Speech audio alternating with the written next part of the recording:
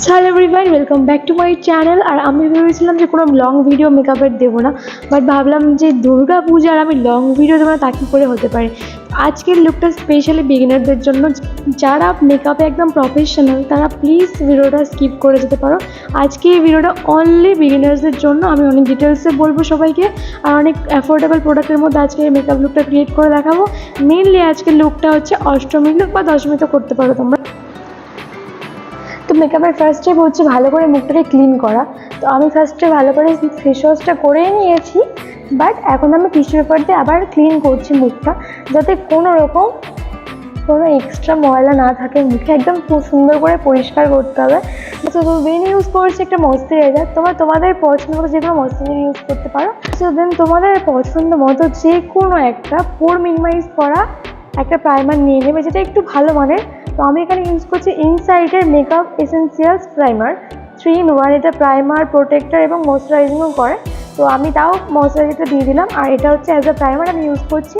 আর খুব ভালো একটা প্রাইমার, এটা ভীষণ ভালো করে পোর মিনিমাইজ করে দেয়। তোমরা যে কোনো ব্র্যান্ডের ইউজ করতে পারো, তোমাদের কাছে যেটা রয়েছে সেটা দিয়েই তোমরা মেকআপটা করতে পারো।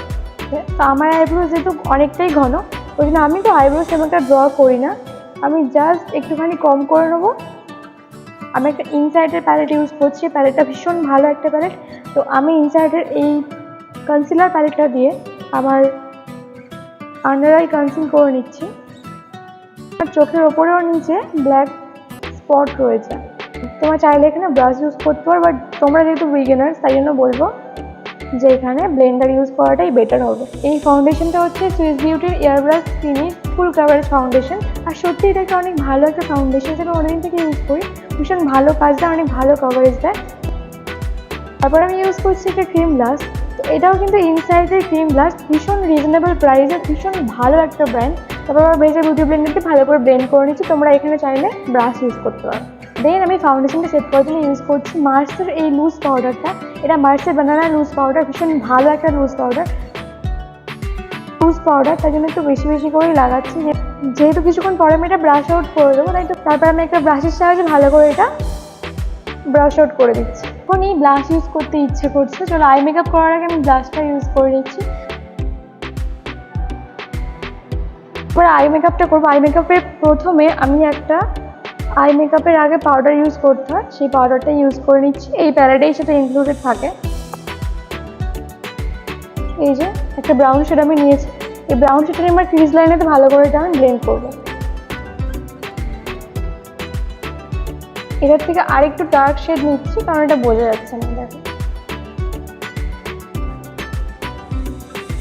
অনেকটা ডার্ক ব্রাউন বলতে পারো বা মেরুন বলতে পারো।